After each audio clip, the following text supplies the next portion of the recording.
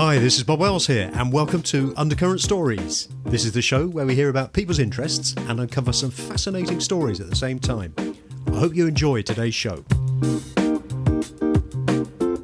Hello and welcome to Undercurrent Stories. For centuries, Ireland's stones were more than just a feature of the rugged landscape. The ability to pick them up off the ground had deep practical and spiritual meaning. Lifting stones were used in tests of manhood and in a few cases womanhood. Hoisted at funerals to honour the dead, carried at weddings in celebration of the couple, and used to determine whether a man was strong enough to earn work as a farmhand. But in the 18th and 19th centuries, during British colonisation, the practice largely vanished. Most of the stones remained untouched where they were last lifted. That is until now. And in today's show, I'm delighted to be joined by David Keohan, now known as Indiana Stones and responsible for bringing back Ireland's lost culture of stone lifting. Hello and welcome to the show, David. Thank you so much for having me on, Robert. Really appreciate having me. Thank you so much. Great to have you. What an exciting project you've been doing, and thank you ever so much for coming on the show. It's great to have you on. David, before we talk about the stones and stone lifting, could you just tell us a bit about yourself, please, and your life's journey and how you got into lifting stones in the first place, please? Yeah, well, I suppose I started off like a lot of people. At the age of about between 20 and 30, it was just party scene. I was into art and music. So I still play quite a lot of music. I play it out in the night times as well. But I was just into this whole party scene in my 20s and got into my early 30s and my body started to rebel against me, as it does. Lack of sleep and too much drink and smoking and all that goes with it. So I was in a bad place kind of physically and mentally, and I decided to do something about it. So I started running, and running it started my whole fitness journey. I went from not being able to run out to the top of my estate where I live to eventually being running a marathon in about 6 months of training. Oh, wow. It was incredible. Yeah, it was just amazing because I really enjoyed the running. I injured my knee a little bit when I was doing the marathon because I had no strength training done. I was just running for 6 months. And that's how I got into a strange Russian endurance sport called kettlebell sport. Just through the gym, I joined the gym and I was doing kettlebell classes, and then I found out that there was an actual sport attached to it. And I was told that, look, your body type will suit it. You got nice long arms, you got a short torso. You'll suit the sport. Give it a go. So I gave it a go. I started off on 216s and I won my first little small county competition. I remember thinking, so I'd never won anything in my life. I'd never won anything. And I won this. I'd beaten two other guys, and the hooks were in me then with kettlebell sport. And the journey through that went through the following 8 years, from about 2012 to about 2019, almost 2020. I was lifting kettlebells, got into the national team, won national, European and world titles. Sorry to interrupt, David. What type of weights? What type of weights were these kettlebells? Started off here. It's 216 kilo kettlebells, and it's clean and jerk. So it's started off at 216s. That's the novice weight. So novice weight is 216s, and to get onto the national team, you have to lift at least 224s.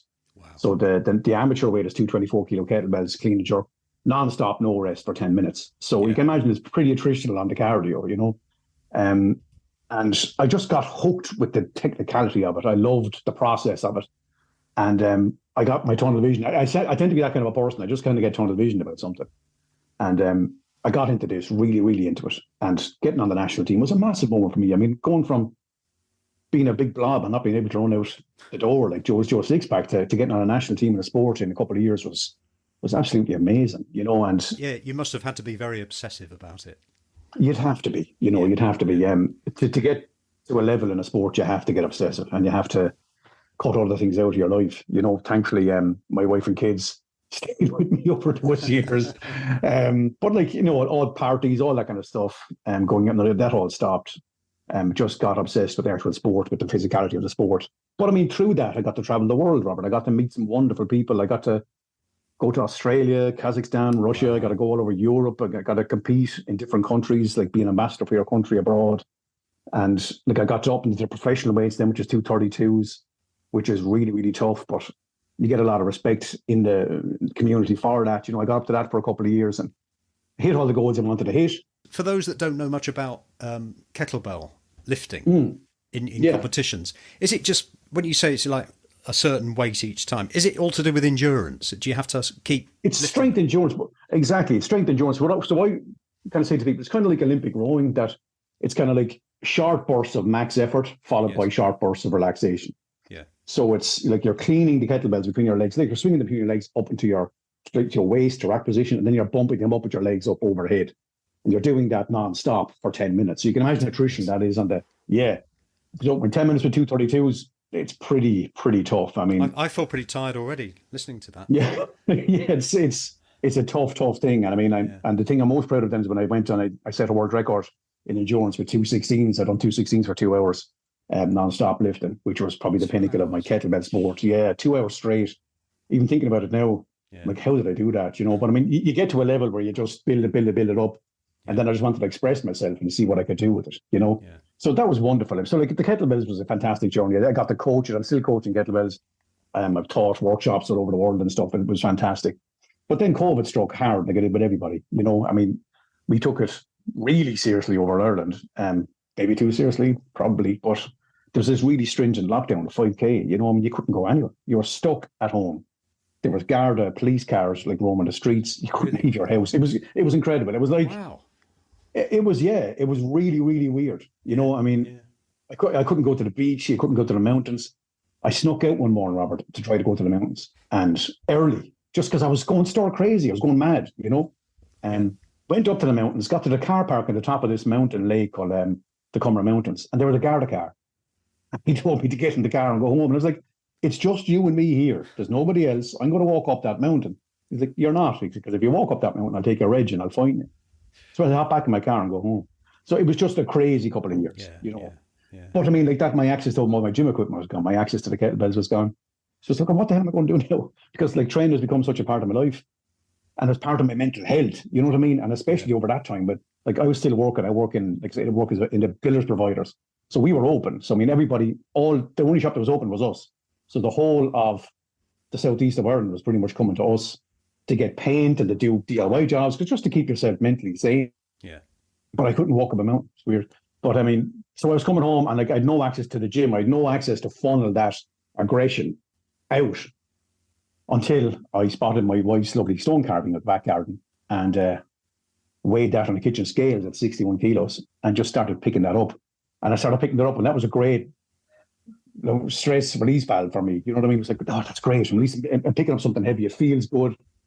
And it was like, this is actually an interesting process. It's interesting picking up a stone. It's difficult. It's awkward.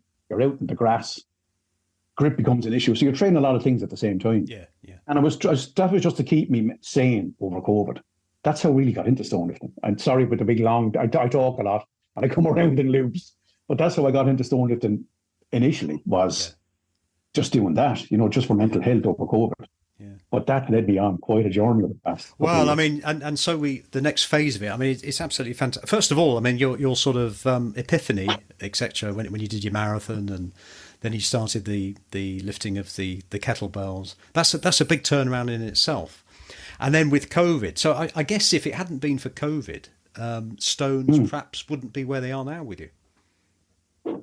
I'd say probably not, because I mean, it changed a lot of people's perspective, didn't it? Yeah, I mean, it did, yeah. It changed a lot of people's way. It did, people were forced to think differently. So it forced me into thinking differently, into adapting to my surroundings, and I'm just so happy I did. Just before we talk about, the culture and the history of which I'm really keen to talk about, just the sheer lifting of a stone. I mean, it's not nice and rounded like kettlebell, is it? Or weights with a bar. No. You've got something that's cold, dusty, wet, possibly damp, strange shape. How does it feel? It feels incredible. I mean, it's something primal about it. It's hard to explain. It's like it's deeply rooted in our DNA. I mean, this goes all the way back. There's thousands upon thousands of years, because there was nothing else. I mean, gyms are a relatively new phenomenon. Yeah. So like just to lift a stone, the feeling of it is deeply rooted in, I think, who we are as human beings, And like I said, it's the actual physicality of lifting it. Like the texture of the stone, they're all different. Some are smooth like marble, some are rough, some are rounded, some are edged. Some are more difficult to grip than others. Even some might be lighter, but they're harder to pick up because the different textures on them. You're out, like I said, you're outside. I mean, I love training. I train on the beach, Benvoy Beach, down by Meads, about 15-minute drive from my house. And I'm on the beach, and it's a little cove. It's only about 150 yards long, and there's all these different boulders out there. So I just go out and I train there. Like, that's my gym, and there's never anyone there because it's really secluded. It's cold. Wow. And it's just you're out there. You're in the sand. It's just you and nature, Yeah. whether it's raining or not. If it's raining, I don't mind. No. You're in the mid. You're immersed in nature. Yeah. To me, it fulfills a lot of spiritual need as well. You're out and you're immersed in nature. It's wonderful. It's a wonderful thing to do. Getting out of that sterile gym environment. Now, don't get me wrong. I love the gym. I was there for years, and I enjoyed the camaraderie there. But this is something totally different again. The other thing I'm very interested in is the tradition that goes right around the world. I mean, there's stones in Ireland, Spain, Scotland that I've been reading about. Yeah. Have you been to see any of these other stones? Have you been in touch with any of the people that have rediscovered these, or have they always been? Is it just in Ireland that they sort of went into the background, or have they gone into the background in different countries around the world? No, I mean, it's like if you go back to 2012 in Scotland, I mean, there was only 2 known lifting stones in Scotland in 2012, and that's not too long ago. There was only the Inverse stone and the Dinny stones, and they were the only 2 that were known 10 years ago, 11 years ago now. But a man called Peter Martin, who's unfortunately now deceased, he made it his mission to go around looking for the ancient Scottish manhood stones or clochnaird. That was his life's passion, and he went around and he done that. He found about 30 with another almost 60 to 100 that he was actively looking for before he passed away. But he found those himself. He brought that culture back literally himself. He dragged that out of the earth, and he was one of my main inspirations. So I went over to Scotland because I'd heard of the Fianna Stone, which is, to anybody who knows Celtic mythology, the Fianna were a very, very famous band of Celtic warriors. They were like the best warriors of the age. 2,000 years ago, maybe more. And in Glenlyon in Scotland, there's a Fianna Stone. And they said one of the tests to become a Fianna warrior was to lift this stone in Glenlyon, obviously for the Scottish branch. But I couldn't believe that. You know what I mean? It was like, we were taught tales of the Fianna and the Fenian cycle in primary school. So like, you're brought up with this, what we thought was mythology. It turns out it's not mythology. It's there, and it's sitting in the field in fucking Glenlyon in Scotland. You know what I mean? Yeah. So you're like, that's mythology and reality meeting up. It's like, it's just this meld of both. But I met some great guys who are continuing on Peter's work, guys like Jamie Corrie and Martin Jansets, some wonderful guys over in Scotland. And I messaged them and I was like, look, you don't know me from Adam, but I'm coming over. I want to lift some of these Scottish lifting stones and get in touch with my Celtic roots. And they were like, brilliant. They were like, come over, we meet you. And like, these guys are like, they're on this documentary made by Rogue Fitness about 10 years ago. And they were well respected and well known. You know what I mean? And they were like, no, I'll definitely meet you and we'll definitely go lift a few stones together. So I just thought that was a wonderful thing to do. They didn't know who me, but I knew them from watching these documentaries. I must have watched them 10 times. I thought it was fabulous. And over I went and met those guys and lifted, I think it was 16 stones in 24 hours. Wow. Went all the way around Scotland, around the Southern Highlands, the Northern Highlands, the people, the landscape. It was just an incredible, incredible journey. And the last stone I lifted was the Fianna Stone. Yeah. So that is a moment for me, is something I'll never ever forget. So how long would that stone have been sort of, like because presumably the stone, you can't carry the stone too far. It's left in situ. But it's on a little plinth, yeah. Yeah. So it's been there all those centuries. Centuries and centuries. And what happens? The stories just come down from people, do they? The stories come down. That's it. I mean, they're written down. And what I'm finding with the Irish ones is they're written. A lot of it is oral culture. A lot of the ones in Scotland are written down. They're told from father to son, mother to daughter, that this stone was there, and the people have respect for it. They have huge respect for it. These are cultural items. I think they're actually listed cultural items now as well. A lot of these stones, Yeah. And that stone has been sitting in that field for hundreds, if not thousands of years. Wow. In that area. And that's what grabs me. It's like, I'm going to put my hands on something that possibly a Fianna warrior put their hands on 1,500 to 2,000 years ago. The exact same stone. I mean, you're not talking about history or reading it in a dusty book. You're going out and you're putting your hands on it. Yeah. You know what I mean? Yeah. It's amazing. And you think how many hands have touched this over the years, how many lives have come and gone, how much has this place changed in the past couple of hundred, maybe thousand years. And you're still there and you're carrying on, you're the next link in the chain. It's a beautiful thing. That's what grabbed me. It's the history of these things grabs me. Yeah. Do we? I mean, I'm in England, but do we have any knowledge of any stones in England, perhaps in the Lake District or in I can Wales, practically perhaps? guarantee it. You know, you can guarantee it. I mean, because like I've only been finding out recently about like the amount of like dolmens and spiritual sites and standing stones that are in England. Because I mean, you think this is purely a Celtic thing. No, there was a massive interplay between England, Scotland, Wales, and Ireland, you know, Yeah. over thousands and thousands of years. There's Yeah. stone circles, there's standing stones, there's giant stones, there's dolmens all over England. I would say there was a lot. I don't know if there now is, because I suppose that maybe that Celtic feel was kind of stamped out in England. I don't know. I don't live over there. I'd like to know what you think on that. Do you think maybe is that the reason there was? I honestly don't know. I mean, like I say, Yeah. I mean, the first time I heard about lifting stones, and excuse my ignorance, was when I heard on your on your podcast. But I know Yeah. as a kid, you'd have sort of fairy tales and stuff like that my grandfather used to tell me, and there was always a tradition of a rite of passage, for particularly for Exactly. young men. I'm not sure about young ladies, but particularly for young men to sort of show their prowess, to show their strength. And I That's guess, exactly it. and you see that, do you? That's exactly it. I mean, a lot of these stones, like the Scottish ones especially, the Scottish ones were rites of passage from Bible to manhood. So, I Yeah. mean, every glen in Scotland and every clan had the clan testing stone. To become a man, you had to lift the stone. That was it. So you either had to lift the stone into a plinth or lift the stone to chest. The whole clan would gather around, the young boys would come, they would lift this stone, and then they would become a man, and everything that comes with becoming a man, then you can get married, you could, you know, whatever comes with it. But until you lifted that stone, you weren't a man.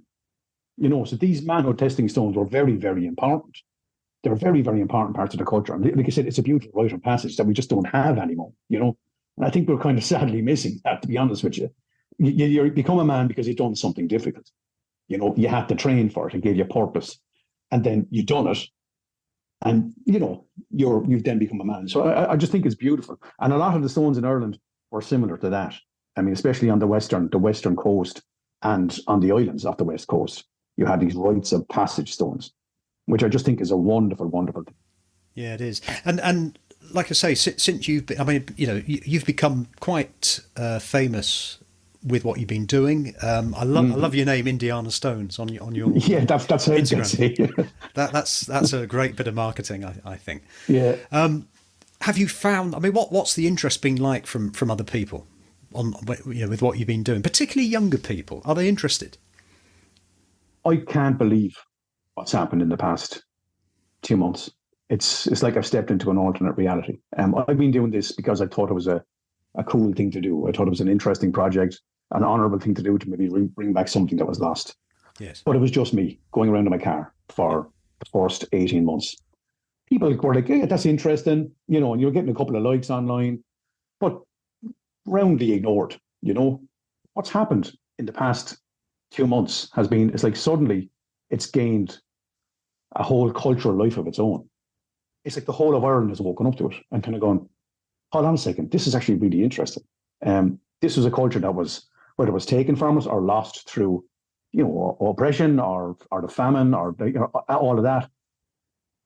And now it's coming back. And it's like the whole of Ireland has taken it on. I mean, I have people on the daily going to visit these stones, sending me pictures, sending me stories they'd heard of from their parents or their grandparents. And it's taken on its own identity. And it's alive and it's back. And it's such an honor to be a part of it. You know what I mean? To be the person who lit the fuse, because that's all it took. It was only a very thin veil put over this, you know? Yeah. And I just started pulling on the thread of that veil, and all of a sudden, it's back now. And there's people going to lift the stones, and there's people wanting to come from all over the world to lift them. And you're on the news, and you're on the fucking television, and you're on podcasts. And it's been such a weird turnaround, but it's great. I mean, it's absolutely brilliant. It's been a little bit mentally jarring because it was just me for so long. And now you're suddenly invited onto talk shows, and you're invited onto the TV, and people are really interested in it. It's become kind of weird, you know, because I'm still going back to work on a Monday. So, like, I feel like this fucking Clark Kent kind of Superman thing, because during the week I'm just in work, mixing paint, talking to customers. And on the weekend, I could be talking to fucking Tommy Tiernan. I could be talking to Jack Rayner or Sam Creedy, the actors. I could be going for a pint with anybody, talking about this. I could be on a massive podcast and then you're back to work on Monday. You know, it's just been so strange. But it's great to see the culture back. How has your family reacted to your sort of newfound celebrity? Sure, you're just dad. The kids are just dad. It doesn't Dad make and the any husband. difference. Yeah. That's it. But in fairness, my wife has been she's been blown away. But because I'm just going off the weekends the last couple of years doing this, and it's just he's gone off and be back now at lunchtime. But now it's like, hold on a second. You talked about going on TV and podcasts, and obviously that's how I got to hear you. There has to be a book in here somewhere, David. There has to be a book. Yeah, I'm holding up the books I'm writing at the moment. Yeah. Are you? Fantastic. I've talked with a publisher. The book is practically written now. I'd say I'm on. What I'm doing is I've been journaling. What I call it my Grail diary. If they call it me Indiana Stones, I'm calling it the Grail diary.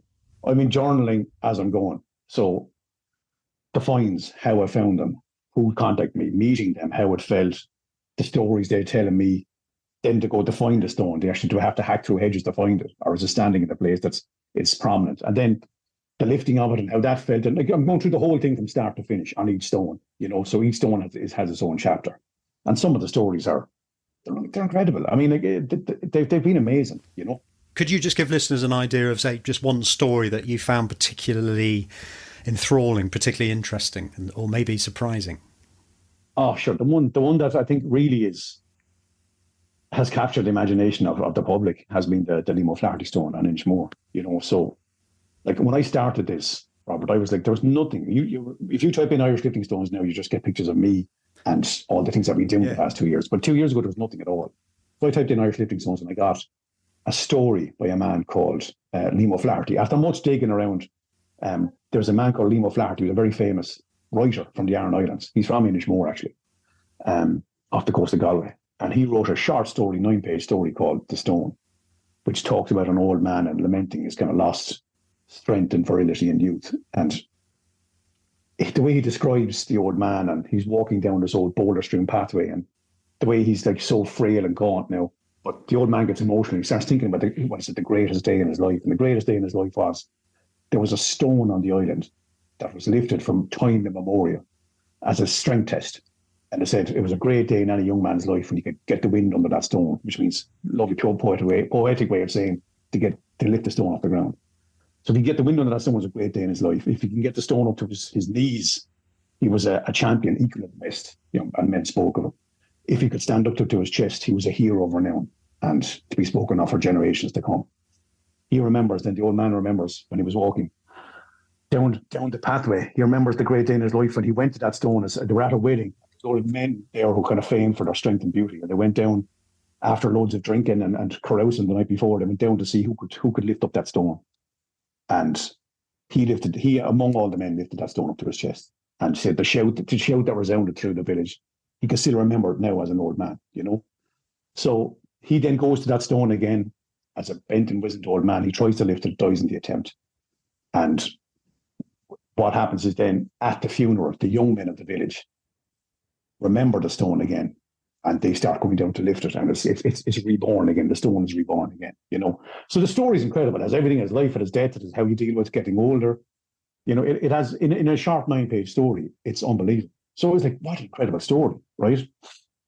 Then I start researching the Aran Islands, and I see. Remember, I mentioned a guy called Peter Martin from Scotland who brought back the Scottish. He was talking to a woman called Fiona on a Reddit thread 10 years ago. And Fiona, he was talking about the possibility of there maybe being Irish lifting stones. And this woman answered, or just her name was just Fiona, and it said, the story that Lio Flaherty wrote about is based on an actual stone. That's the stone he wrote about. I'm pretty sure it's still there in a place called Gortnacoppin in the Aran Islands. And I hope this helps you. So I was like, what? This isn't fiction. This is an actual real thing. You know what I mean? Because the story is so beautiful. I must have read it about 50 times. I was like, hold on a second, this is real. So I looked up then, Gortnacoppin. I looked it up on Google Maps. And there's all these stone pathways. So it's like, okay, fuck, I got to go and see if that's there. Just on the off chance that it's still there. So myself and my friends go off in a camper van. We drive over to Galway. We get the ferry from Rossaville on the worst day in Irish history. Hissing rain, wind, high waves, 45 minutes out into the middle of the Atlantic Ocean, swell of waves. We get to the place. We rent 2 bikes. And we cycle the 25 minutes to this place called Gortnacoppin. So we hop off the bikes and we're walking down this track. And anyone, if you haven't been to the Aran Islands, it's just rocks. It's just stone. The whole landscape is stone. It's like surface of the moon. It's just, there's no grass. It's just rocks. So like, how am I going to find a rock in a field of rocks? How am I going to know which one is the one? So I kind of getting a little bit downhearted. But I had the book in front of me and I was reading the passages as I was going. And it gave a description. He said, the old man walked through a stile. I was like, there's the stile. I walked through the stile. Then he was walking down and he spotted the stone on the right-hand side in a little hollow. And he said it was a round block of granite and the sunshine shone upon the particles of mica and the surface of the stone. I was walking down, there's the round granite stone. I was like, that's it. That stone he wrote about, you know? So I go over and like, my friend of mine was down there was another track as well. He was down that and I started shouting and roaring at him, come here, I'm at the find him, I'm at the find it. We went over and there's the stone that Lio Flaherty wrote about the story. And there it is. And that's not the end of it. So I mean, I tried to lift it then. I couldn't lift it. It was too heavy. So I come back a couple of weeks later with a friend of mine from Scotland. And he gets a fantastic lift on it to the chest. He's one of the best stoners in the world, Jamie Garry. I broke the ground with it. I got the wind under it. I was delighted. And we weighed it at 171 kilos, which is massive, right? Bigger than any of the Scottish lifting stones, the mainland lifting stones anyway. So it's like, wow, what a huge stone, you know? And 171 felt so far away from me at that stage. I was like, I don't think I'll ever be able to lift that. You know, I got the ground, barely broke the ground with it. Yeah. But as I was walking back, there was an old man giving a walking tour to some Americans. And he was like chatting away about the area. And I said, look, excuse me. I said, I'm sorry to interrupt you. Do you know anything about the lifting stone down there? And he was like, oh, yeah, I do. He said, yeah, that's the Mullan Port Valen Dune. He said, I was like, what? The Mullan, he said, that's the name of it, the Mullan Port Valen Dune. That's the lifting stone, the one that Lio Flaherty wrote about. I was like, yes, validation. That's 100% it, you know? So I was like, that's incredible. Like, it went from being fiction to being an actual real thing. And it gets better, right? So it's like 16 months pass. I'm training mad just because this stone is in my head. I want to lift this stone. I want to lift it. And I'm out the back building all winter, just non-stop lifting. I get invited by the Lio Flaherty Society, who run the Flaherty Festival every year in Inishmore. They get wind of what I'm doing to like come over and lift the stone as part of the festival. It's like, fucking talk about a full circle moment, you know? So like you come over and like, there possibly would be some of Lio Flaherty's relations there. Jesus Christ. So I train hard. Nationwide, we're a RTE show. They get wind of it. They're coming over. A couple of other film crews get wind of it. They're coming over. So the day comes, I go back to the same place again, back down the pathway through the stile, back down to the place. There's about 100 people waiting there to get wind of it. All the locals, all the islanders, 4 or 5 big, huge cameras, boom mics. There's a young lad reads the story of the stone with an Aran jumper on. Remember, he reads the story of the stone down by the stone itself. One fella read it in English and a girl read it in Irish. And then in front of the islanders, like the old man and the story did, I lifted that stone up to my lap. And it was like you became the story. Yeah. You know what I mean? You actually became the story. And there's a line that said, the shout from the islanders resounded in his ears. And he can still remember to this day. The exact same thing happened to me when I was lifting that stone. The shout from the islanders, they were like absolutely amazing. I was like, I'll never forget that as long as I live. No, that's got to be the high. That's got to be a high point, isn't it? That. How can you top that? I mean, it's like you read the story, you found out it's not fiction, and then you trained for it, and you went over and you lifted it in front of. And what happened at the end? Then remember, I said the Fiona who was talking to Peter. This woman comes up to me at the end.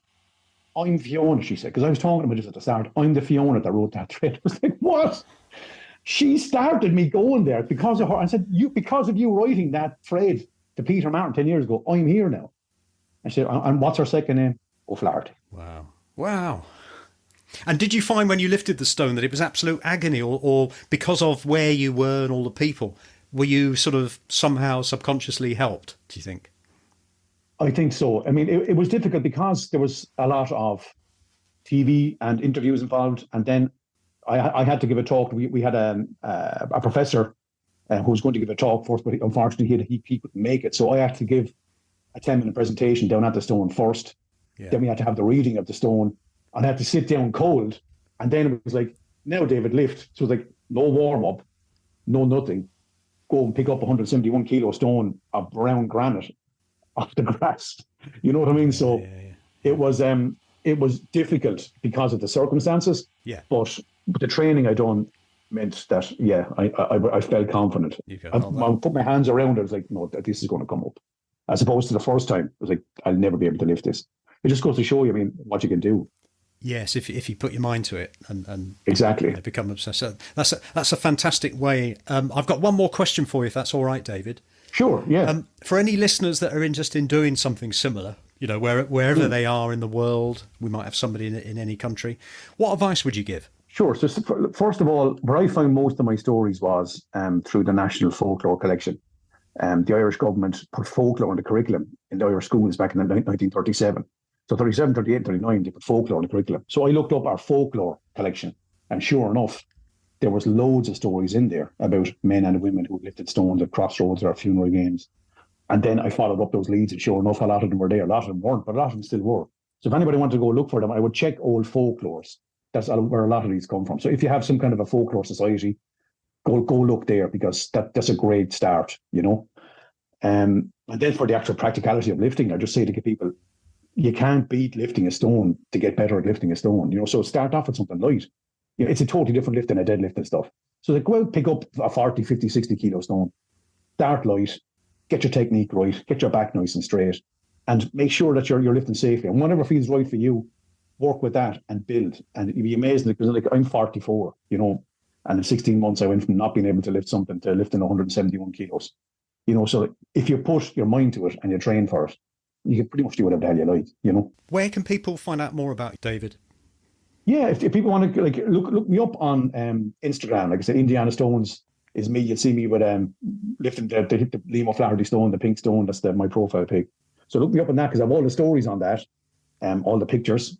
If you want to look me on the GQ, done a great article on me there as well. So look up the GQ, and I'm on a lot of podcasts over the past couple of weeks, especially. So just type me in on Google, and you get a good few podcasts as well. But mainly Instagram is where I do most of my work. Okay. Well, David, this has been a really interesting conversation. It's great to hear how you've been instrumental in sparking a revival of interest in stone lifting, and also hearing about the history and the culture has been particularly fascinating. Also, the story of how you became fit after a period of inactivity was quite inspiring, I found. I'm sure that many listeners will have been inspired to find out more. My guest today has been David Keohan. You can find out more about David, or should I say Indiana Stones, on his Instagram page, details of which you can find on the show notes. Thank you for coming on the show, David. Thank you so much, Robert. Really appreciate it, man. Lovely talking to you. You have been listening to Undercurrent Stories. I hope you enjoyed this episode. Please feel free to share the show link to your friends and family, and if you have 60 seconds, I will be most grateful if you would please rate and review. To hear more episodes, please subscribe to the show and visit undercurrentstories.com. If you leave your email in the link, we will notify you as soon as new episodes are released. Also, check out our social media links, details of which can be found on the show notes.